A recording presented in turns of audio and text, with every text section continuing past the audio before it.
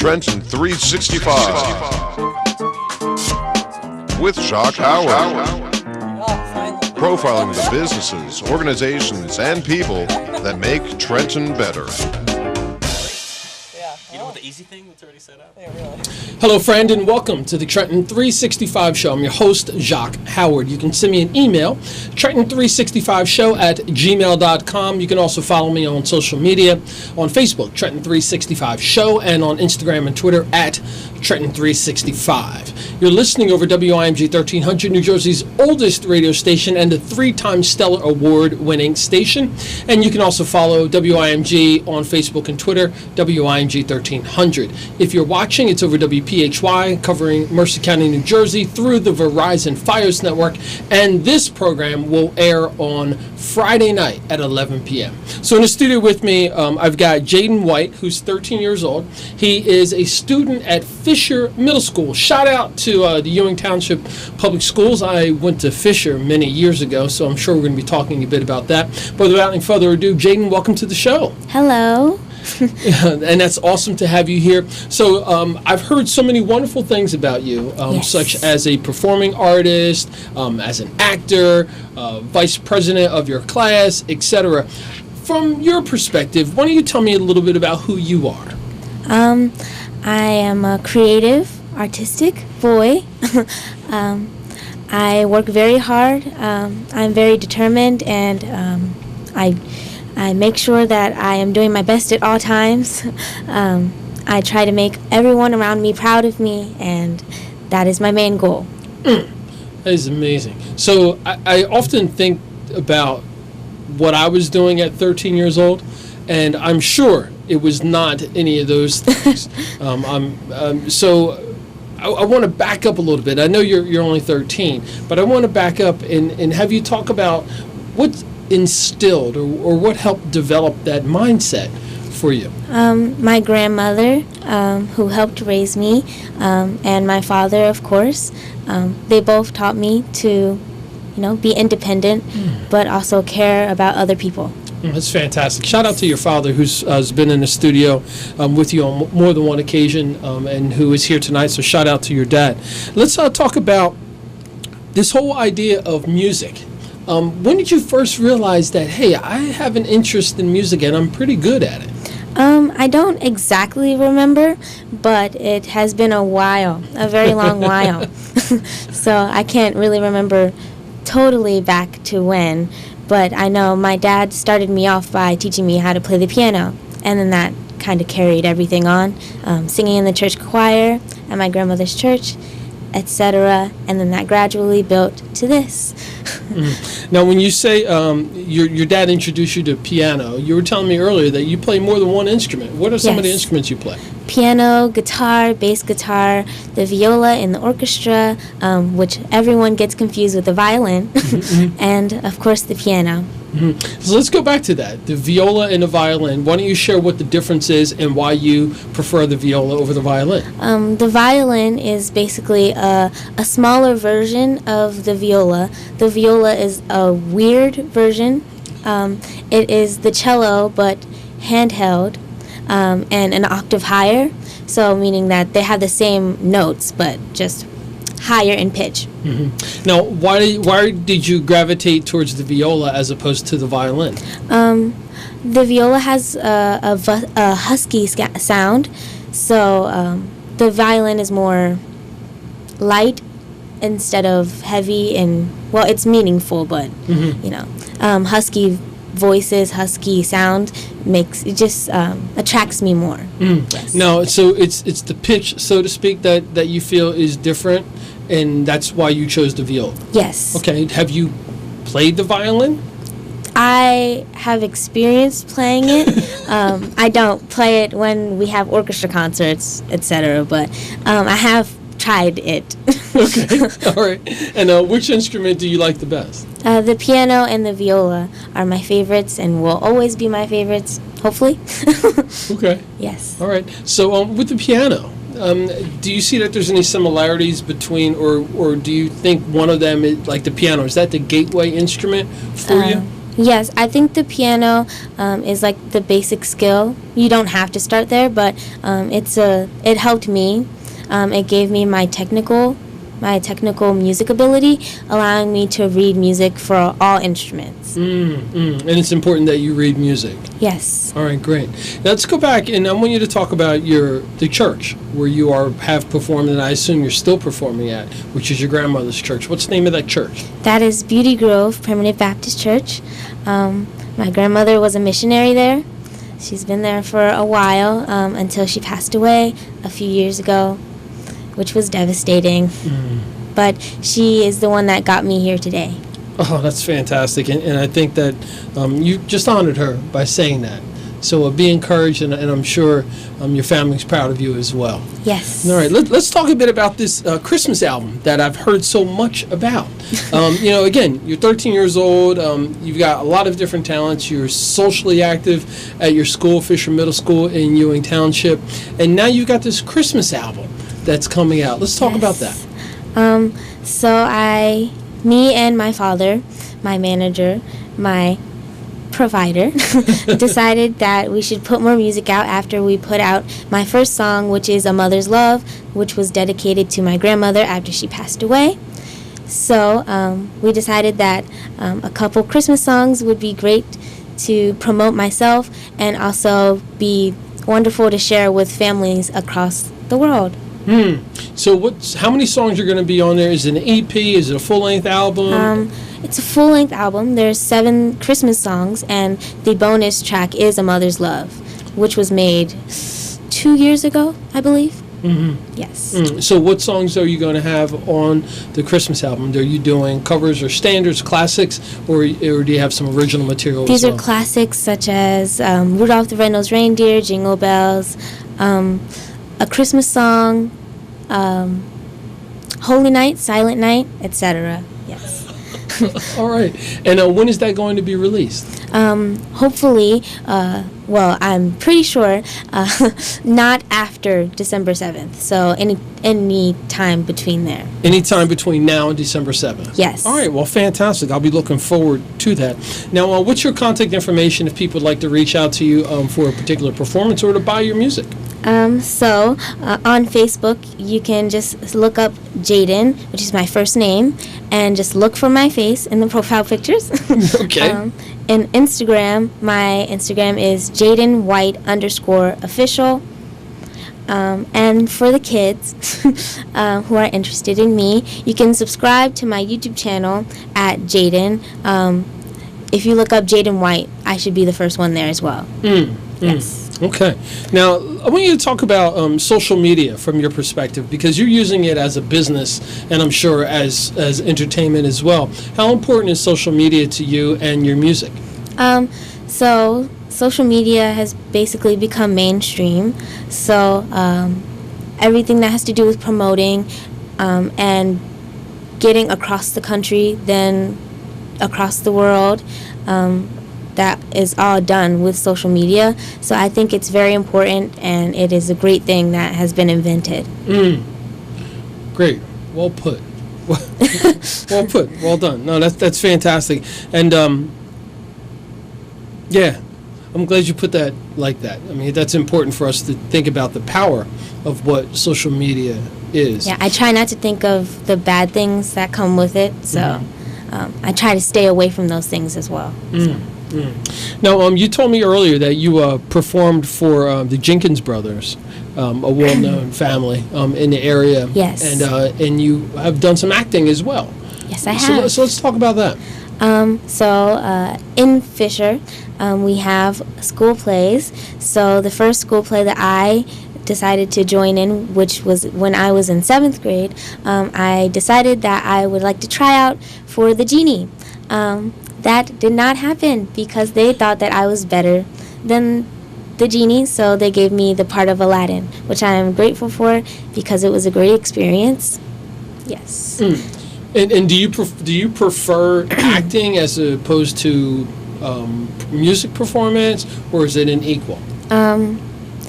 I grew up with instruments and singing, so I think singing and performing singing-wise is more important to me than acting, but it gradually comes usually when you're doing one of them. So yes. Yeah. All right. Good. So, do you have any performances that are coming up soon? Yes, on December 16th at True Servant Church, we are having a concert called A Christmas with the Jenkins Brothers and Friends. It is at 6 p.m. and the doors open at 5:15.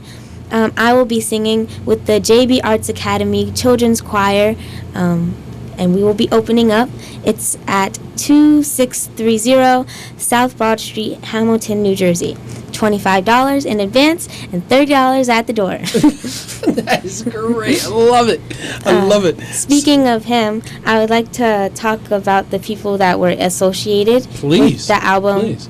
And my vocal coach, who is Carl Jenkins. The executive producers of my album, my father, my grandpa, and my uncle Robert, Robert E. White Jr. The album is on my dad's independent record label called Merge, Music Entertainment Recording Group. The production coordinator, Raymond Earl of Instant Funk. Mm-hmm. And the music is done by Raymond Earl, Donald Pup Bolden, Bishop Lewis Young, Pastor Daniel Stewart, the drums by Quasi Robinson, and additional vocals by my cousin Taz McCrae. And I cannot forget about the people at my grandmother's church and Carl Jenkins, my vocal coach. Oh, that is fantastic. And you almost rattled that all off perfectly. So what can you tell me about your dad's, the label that put out your music? He's been recording music for a while. He's a producer as well as correction officer. So when I was younger, we moved into a new house in Ewing, and he started bringing people over, and I didn't know who they were. They were rappers, some of them were singers, and he would be up at 8 o'clock recording and producing, and I'd go to sleep and wake up, and he'd still be down there working very hard. So that's how that all began. Okay. Oh, and when he was in Atlanta, he worked with musical people that are big now when he was living there. Good. Do you have any ideas or thoughts about the music business side, or you just are still thinking about it from the performance side? It's very tricky, the music business, so I try to leave it to my father. Okay. Yes, it's a lot of legal things, so copyright, and all those other things that have to do with putting out just even one song. Gotcha. Okay. Well, that's good. I'm sure at some point in time you'll probably get more involved in the business side of things. Yes. Just because I think that's the natural flow with musicians. You want to have control over what you're creating. And I'd like to stick with that thought about creating. I mean, how important is it to you to be able to express yourself musically or by acting? Expressing yourself in any way is very important. I just decided that singing and acting and dancing would be the way that I would choose, but there are so many other routes to expressing yourself, and everyone should try to express themselves, and the people that aren't able to usually are having troubles in life, and I think that everyone deserves to have a hobby and do what they love so that they are happy in life. Yes. At your school, at Fisher Middle School, you participate in the orchestra. Yes. So can you talk a little bit about the education, the music education that you're getting at Fisher? There are so many schools in America, all over the world actually, that don't have music programs at all. We're just very lucky to have an orchestra program, a band program, and a choir program, then a theater program. There are people that are coming to our school trying to take example from our school because we have every single one. So yeah, it's very important to me, and I'm glad that I was put into a school with all of the things that I love. That is fantastic. Now, on a large scale, Are there any particular influences that you have musically, names that would be well recognized by most of the listeners and viewers? Mostly Raymond Earl of Instant Funk, like I mentioned before, and my vocal coach, Elder Carl Jenkins of True Servant Church. Yeah, they're amazing, and they help me and mentor me, so I love them. Fantastic. Can you share your contact information again, Jayden? Again, Facebook is Jayden. Look for my face. Instagram is Jayden White _official, and my YouTube is Jayden with a period at the end. Great. And one more time about your Christmas album. When is it going to be released, and how can people purchase it? Not a specific date, but between from here to December 7th. So any time between those two dates. And they'll be able to get that off of your Instagram page or your social media so sites? This is on Spotify, iTunes, physical copies of CDs. So digital and physical. Yes. That is amazing. I love it. All right, so let's talk about your education a little bit. I mean, we've talked about how well-rounded you are artistically with music and so forth. How are you as a student, and what are some of the examples of classes that you really enjoy? In elementary school and in my middle school, there are words that we are given that we are supposed to follow, basically. So in elementary school, I am proud that we were taught to persevere, cooperate, all those words that are, important for a child so that they grow up being open-minded, a good person, having a good personality. So that led me to the person I am. And then that also helped me to be determined, so never had a C. So happy for that. If I get a C, I will cry. Yes. So you're obviously a good student, honor roll type of student. Yes. That's amazing. That's awesome. So you have people out there who are listening and watching who may have not even heard of Jayden White, this 13-year-old prodigy, I would assume, musically talented, can act, etc. What would you like to say to those folks? And I'd like for you to break it down. What would you like to say to people your age? And then what would you like to say to parents?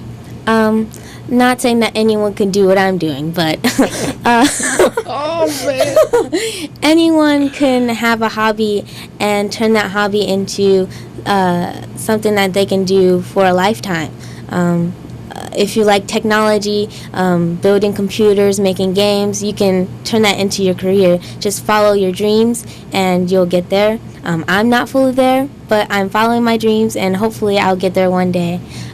So that's my message for everyone, to keep persevering and being determined to get to where they want to be in life. That's amazing.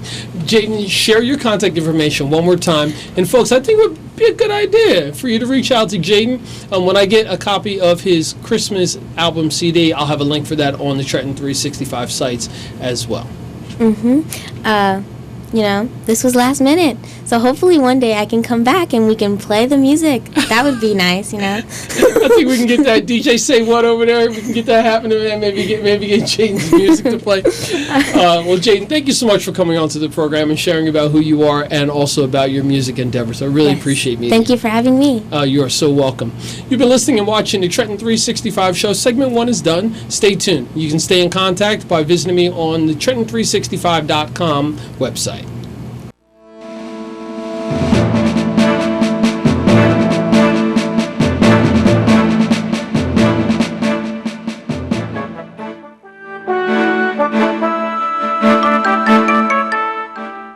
If you have dreamed of getting your college degree, there has never been a better time to be a New Jersey resident. Through the state's new Community College Opportunity Grant Program, Mercer County Community College is offering free tuition to county residents who qualify. Tuition awards will be applied after all other financial aid, and your household income may not exceed $45,000. The college is hosting multiple information sessions about this life-changing opportunity. Learn more by visiting mccc.edu/free. That's mccc.edu/free. I'm not much of a dancer. Never have been.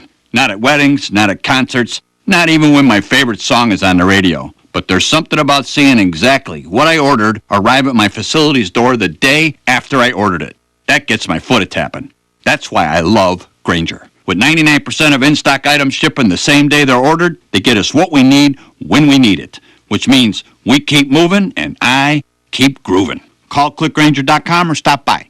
Grainger, for the ones who get it done.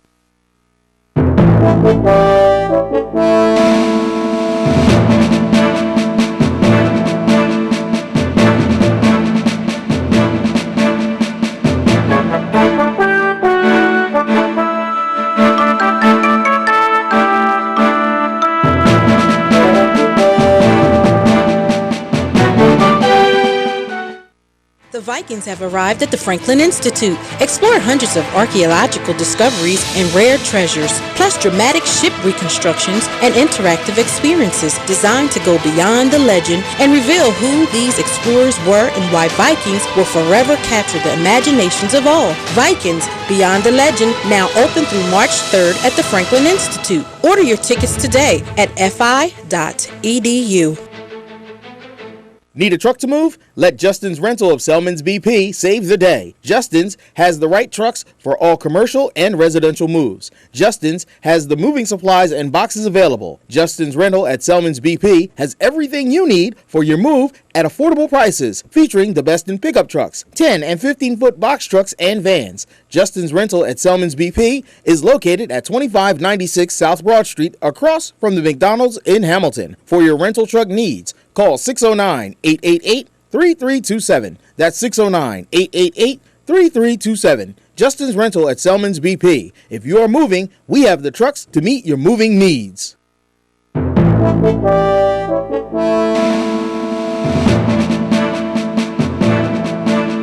And welcome back to the Trenton 365 Show. You can send me an email, trenton365show@gmail.com. You can even call me if you like, 609-433-0489, 609-433-0489. In the studio with me, I've got Mama Yoga in the house. Hey, welcome back, Samut.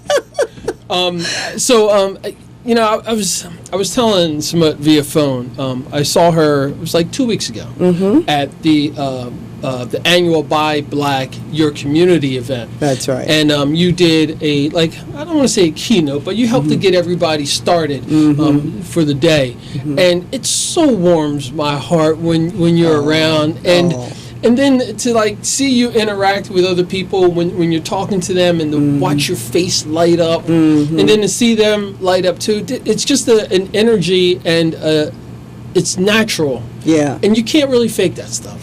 Yeah, no, you have to be loving. We don't have time for the rest of whatever is happening out there, It is a time where people need to try to come together as best we can.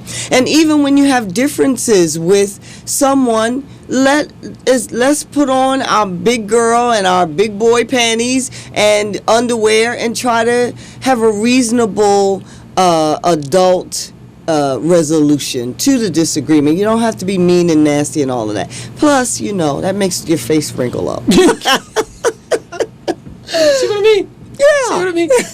So I want to start off and talk about yoga, because that's something that we've talked about before. And I've been fortunate enough not to take a class of yours, but I have been part of multiple group presentations where you've done yoga for warming up for a bike ride or for a walk, etc. So can you just describe briefly, because we could go off into the rabbit hole talking about yoga, but just briefly the type of yoga that you educate and you teach and that you perform. Right. So I'm a 30-year practitioner of Hatha yoga, and a very recent, the last several years, maybe 10 years or maybe a little more, of Kundalini yoga. Hatha yoga is a style that is familiar to most people. It's in a lot of gyms and fitness centers. The basis of the vinyasa flow is Hatha yoga, right? But Kundalini yoga is a lesser known yoga, but it is so powerful. And it requires a person to do more breath work than asana. The asanas are, of course, included. That is the postures, the movements, the poses, and the holds in the pose position, but it's really about the prana, the breath, moving the breath throughout the body using certain eye movements as well as breathing through the nose and breath work through the mouth. It's very powerful. Oh, okay. And sticking with yoga, I mean, I'm sure in people's minds, especially people who may not consider themselves to be athletic or flexible, they immediately say, oh, I don't do yoga.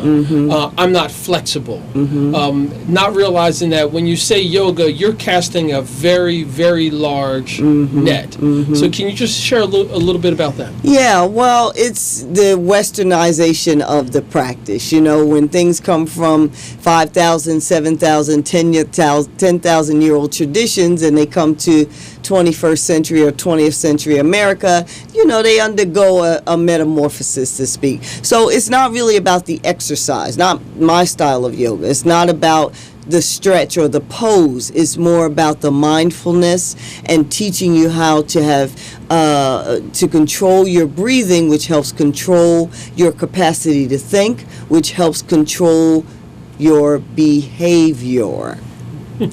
And you must be looking at my notes. And I want you to talk about that, how yoga in practice can lead to this feeling or this being of homeostasis, the balance, which can help move into a place where maybe you're not as stressed. Yes, definitely. The term yoga is taken from the Sanskrit, which means to yoke or to tie together. Well, what are we tying together? We're tying together our instincts and our behavior with our thought, right? So the idea of learning to use your breath or breathing to slow down your breathing so that you can slow down your instincts or your emotionalism so that then you can come up with the right thought that lead your behavior in a right or a harmonious way. There's many a times growing up in the projects of Trenton where the breath, I'm not breathing in a way that is calming, and that, you know, that aggression or that anger or what have you, that off of the top of the head instinct comes, which is usually you're about snatching somebody up in the collar. But if I take the moment to breathe, calm myself, center myself, then I have a thought that is more harmonious and more balanced.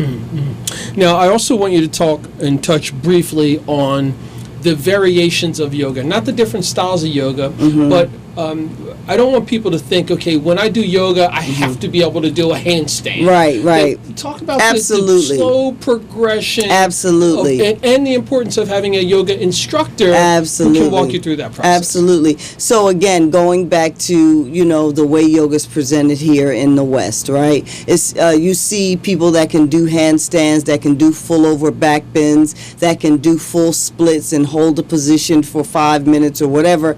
It's not about that. You know, those are, you know, gymnastics.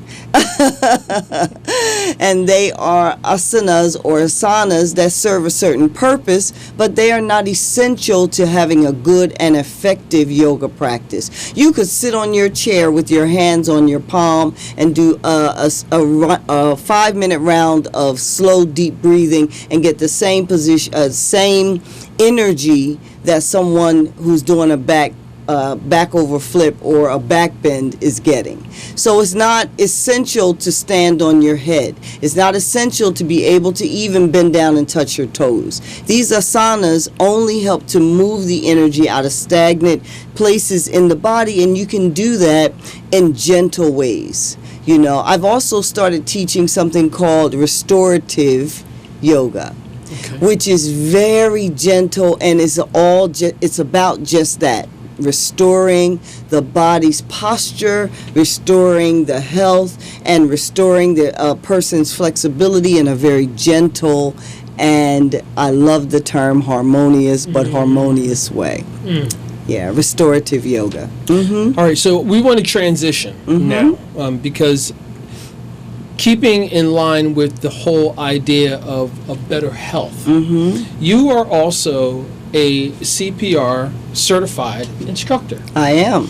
And let's talk about why did you want to incorporate that into your business, Right. and how people can get in contact with you?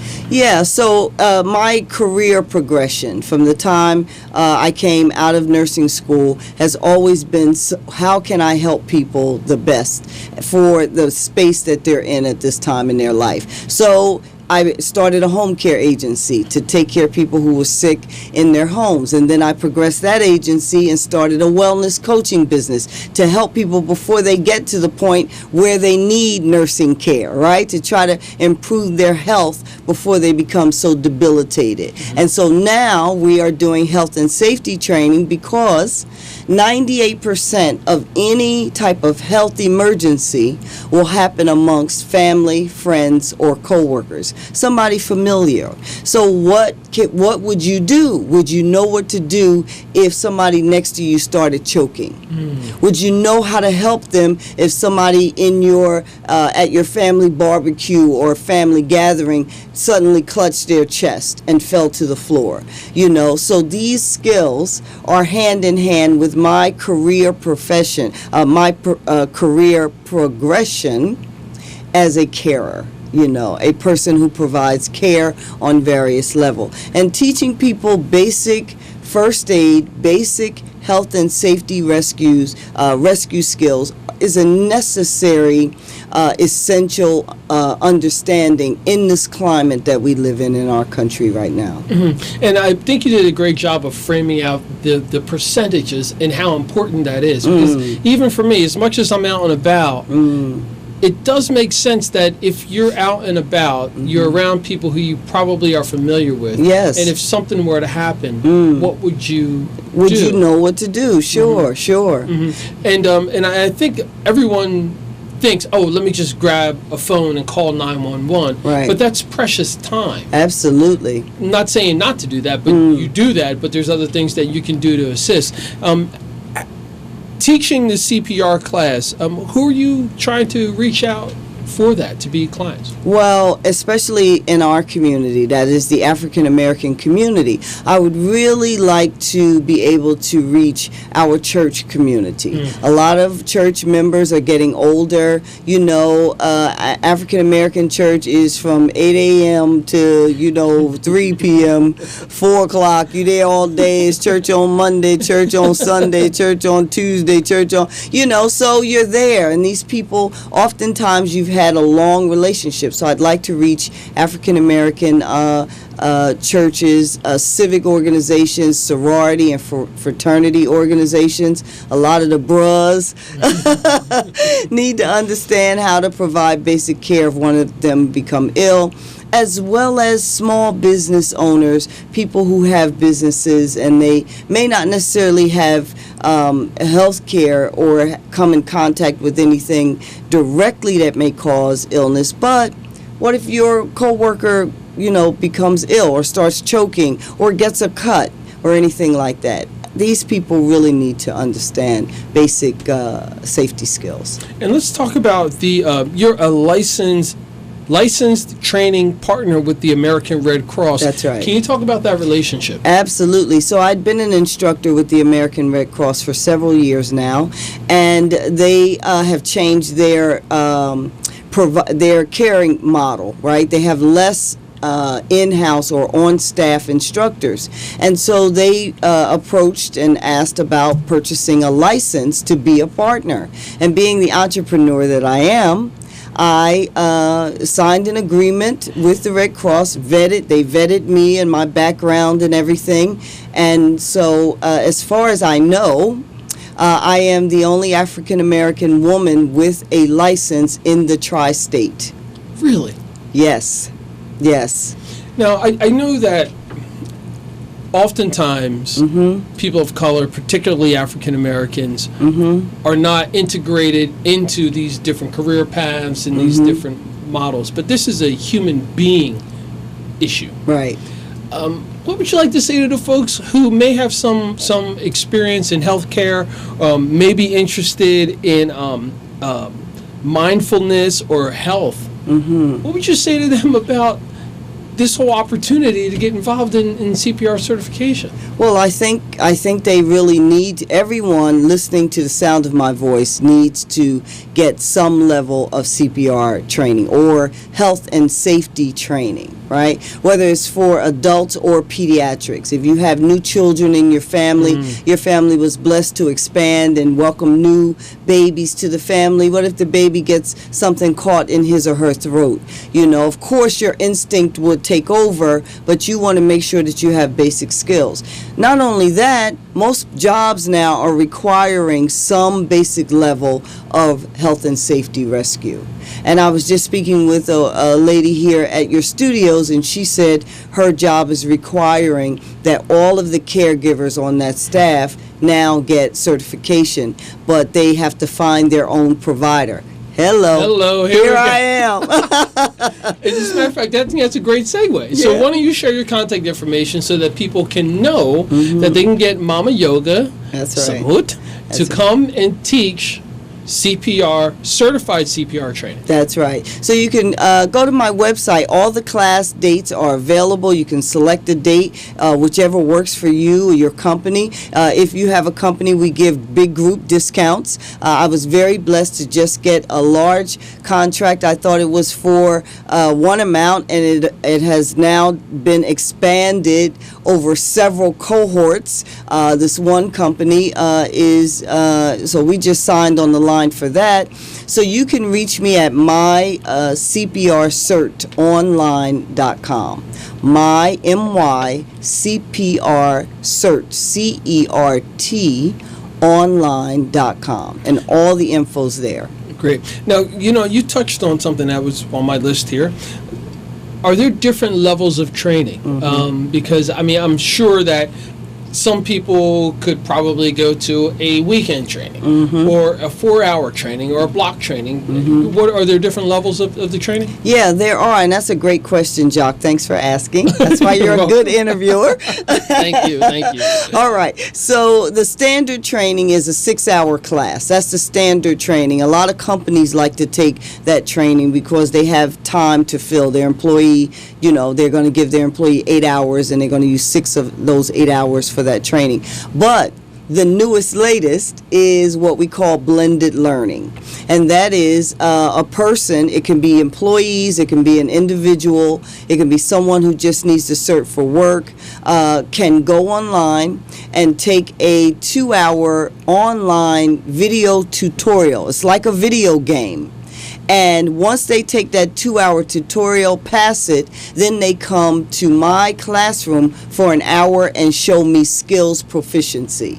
That they understand what those skills are, how to execute the skills, and I give them a 2-year Red Cross nationally weighted certificate. That's actually brilliant. That is quite fabulous. I would love to say that I hope that you came up with that idea. Yeah, no. I'm still working on my QVC multi-million-dollar idea. but think about that, folks. So for those of you who say, "Well, I don't have 6 hours. I'm busy with my life and my family, etc." You can take a 2-hour online video game type course, and then show up at a location with you for 1 hour. That's right. Skills test, basically, and then get a 2-hour certification or a 2-year certification. That's right. Great. Now, I don't want to put this out there, but if you could, give me a general idea of some of the costs so we can share with the audience. Yeah, it's no problem. The costs are on the website. They're standard costs.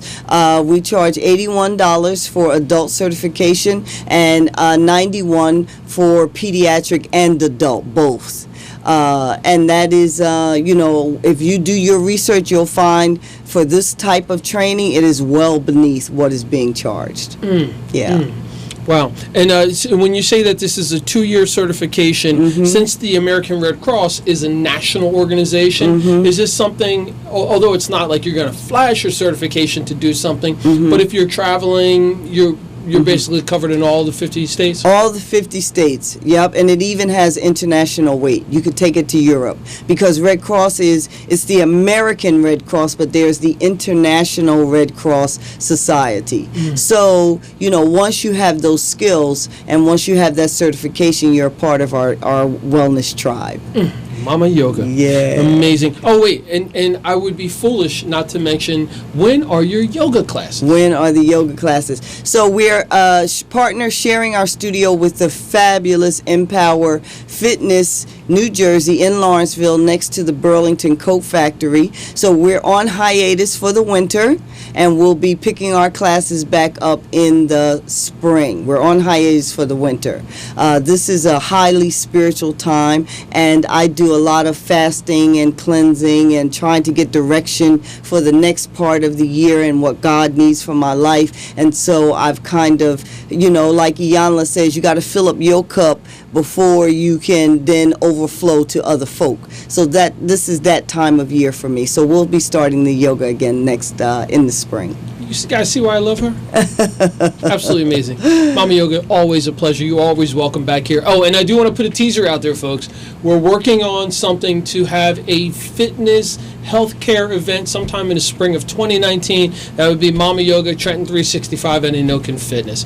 More details are coming on that, but just stay tuned. You enjoy the holiday season and get refreshed. Thank you so much, dear. Thank you for having me. As always, I always love being around you. You know that. Peace and love. You've been listening and watching the Trenton 365 show. I had Mama Yoga on. You can call her 609-557-7822, but I encourage you to go to her website, mycprcert, CERT online.com, and sign up for one of these CPR classes. It would be a big help to not only you, your family, and your community, because statistics say 98% of all health emergencies occur among family, friends, and coworkers. You've been listening and watching the Trenton 365 show. I got another guest coming up shortly. Thank you.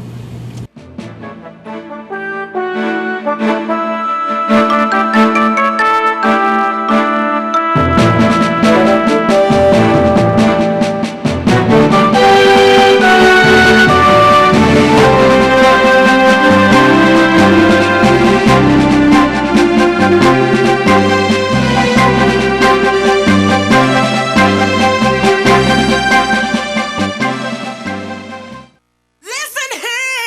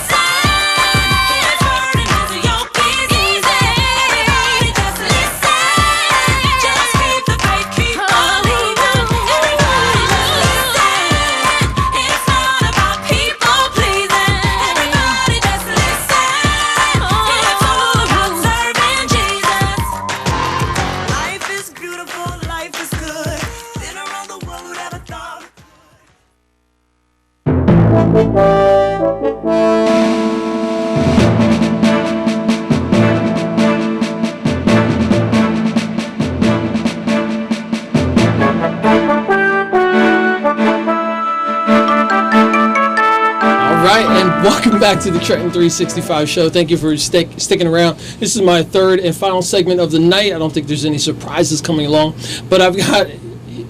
Anyone who spent time with me knows that I'm always talking about, like, hey, food, let's have a conversation, let's talk about some stuff. It's been a long time since I've actually had a chef on the program, and I've got Leake, also known as Post Midnight.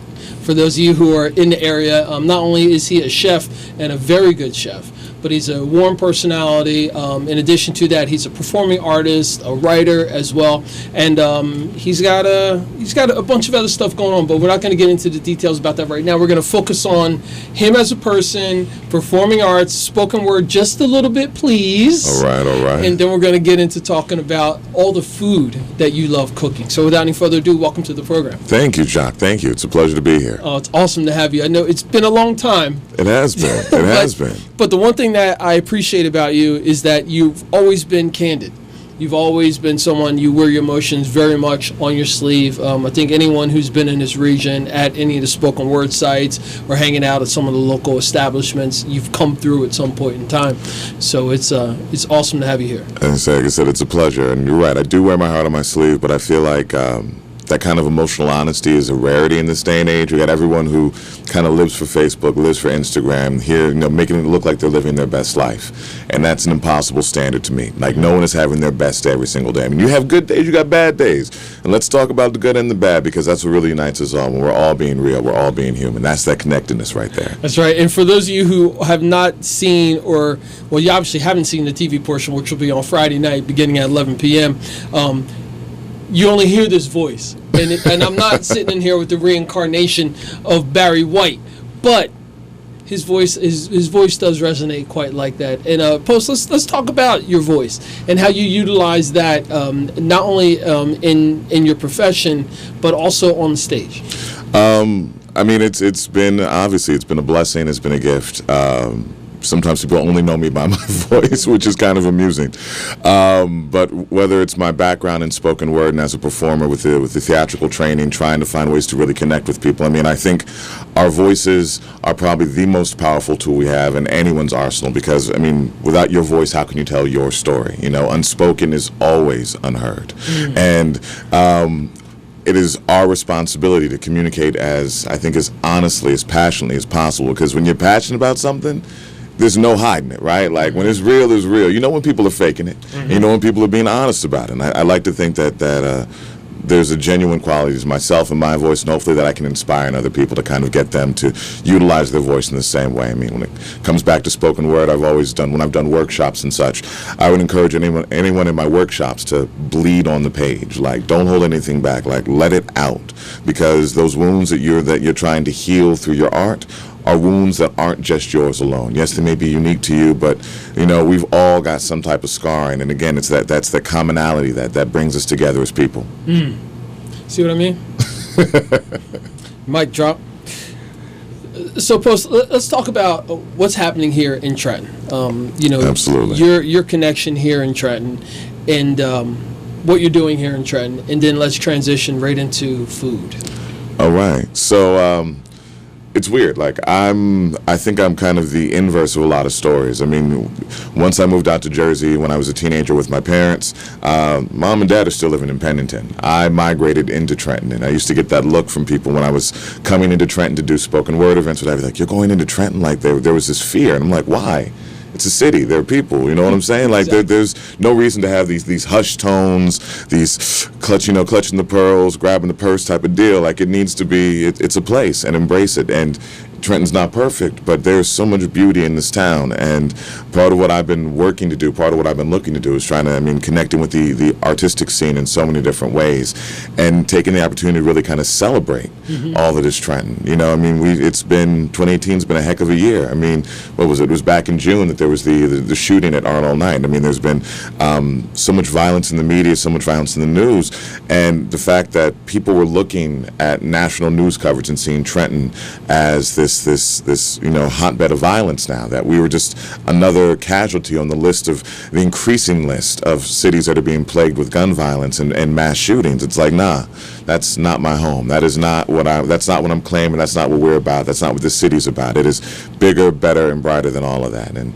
Trenton might not be there yet, but it's definitely on the come up. And I appreciate you saying that too, because I think it's easy for people to look at something from a distance and think they know it, or to have someone explain to them a particular narrative and accept that as gospel, as truth, without even taking an opportunity to feel for themselves. It would be like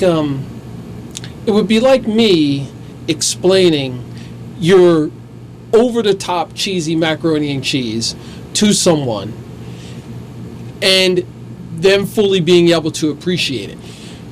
Absolutely. It doesn't. You can't. You have to actually get a fork in there and see the cheese and smell it and all that other stuff, and then to taste it for you to understand. Because if you say, "Oh yeah, dude, it's too much cheese," meaning in a good thing, people are like, "Oh my God, well, I don't like cheese. I'm lactose intolerant." But maybe you ought to just have a fork.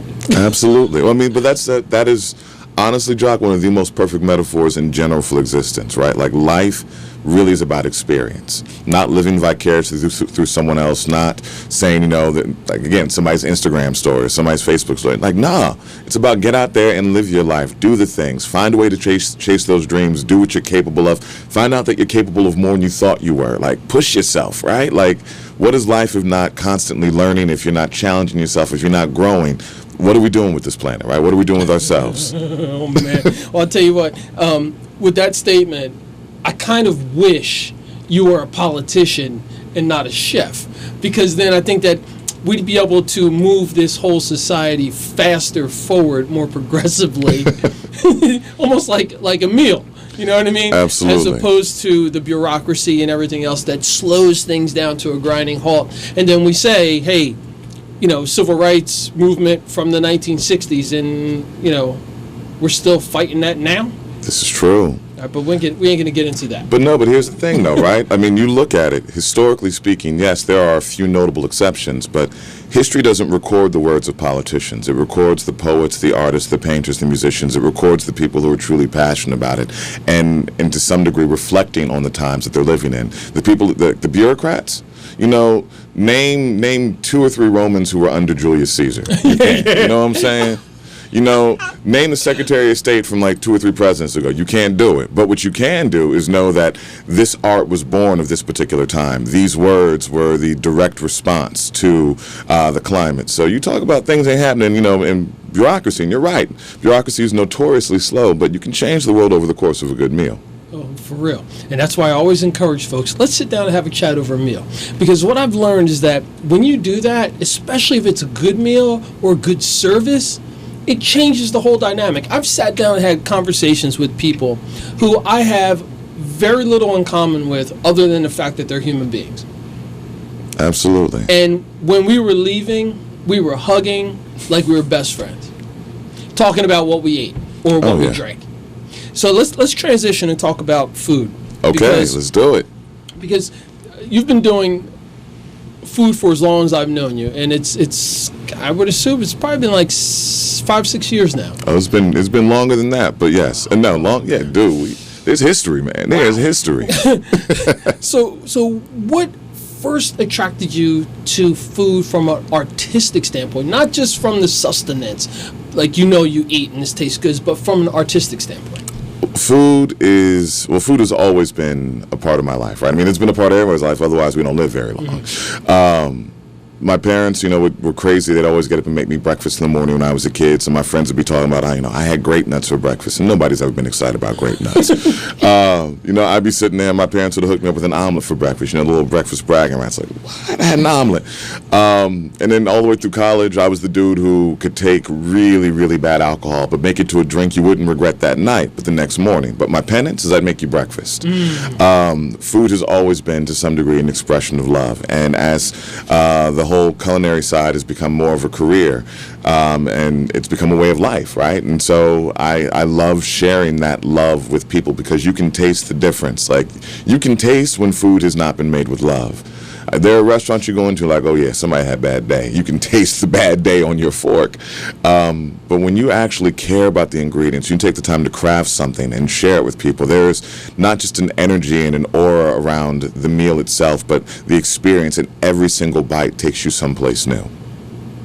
At least in my humble opinion. So like the artistic side, they always say that baking is a science, but cooking is an art. Baking, because if you add too much baking powder or baking soda, the kitchen could, explode in a puff of flour, right? But when you're cooking it, I mean, at least when I'm cooking, I feel like it's a lot like jazz. I will get into a groove and be like, you know what, this needs something. Let me toss some garlic in. I feel like this needs a little bit of heat. Let me bring a little pepper in. Let me do something like that, because food is a lot like music to me. And that's how I approach it, because every good meal should be like a good band. You know that there's a rhythm section, there's drums, keys, all that happening, right?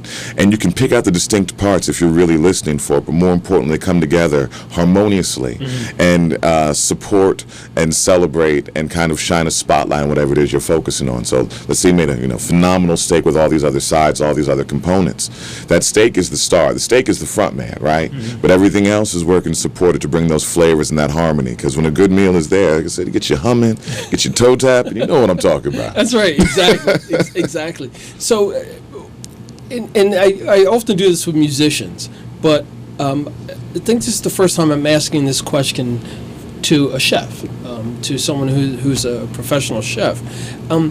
Is there anything particular that is like right on the forefront, like it is on your mind right now, preparing it, a particular ingredient, a particular meat or something? I've got to say there's no one ingredient in particular, partially because, like I think any decent chef, I'm a slave to seasonality. We live in a convenience culture where you can go to Wegmans, Stop and Shop, wherever you can grab any food pretty much any time of year, and that is not how we are supposed to eat. There's a reason why, in the springtime and the early summer when strawberries are in season and you can get them right around the corner and they are fresh and they are juicy, you can smell them down the block, right? Like there's a reason why those strawberries are amazing then. And right now, if you go and get a thing of strawberries, a clamshell like that, they're berries technically, but now is not the time for the strawberries. Yeah. If we embrace the seasonality of the foods, it changes everything. Your food is fresher, you feel healthier. I guess, so really what I'm thinking about, because as I was sitting waiting to come in, I was able to have a conversation with your previous guests and some of the guests who were on our show early, and we started talking about how healthy food in Trenton is something that really kind of needs to come together. Because people look at healthy like it's a dirty word. And don't get me wrong, I used to be one of those people. I still, somewhere in my heart of hearts, believe bacon is a food group, but that's a different conversation. I'm with you on that. That's a different conversation. But the fact is, healthy doesn't have to mean nasty, and that's what it's kind of become synonymous with in a lot of people's brains. Like, oh, that can't, that's healthy. It can't taste good.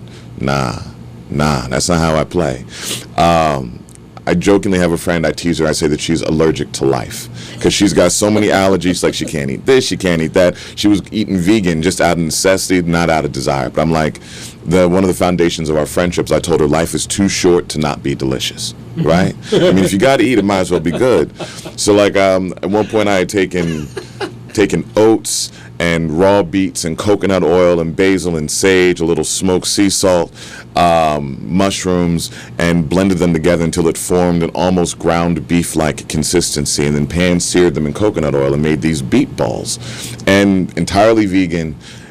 I know people sometimes look at beets, and they just kind of turn their nose up. But then I had carnivores and they're going like, yo, these beet balls are on point. And it's one of those things where just because a food is healthy doesn't mean that it has to be an unpleasant culinary experience.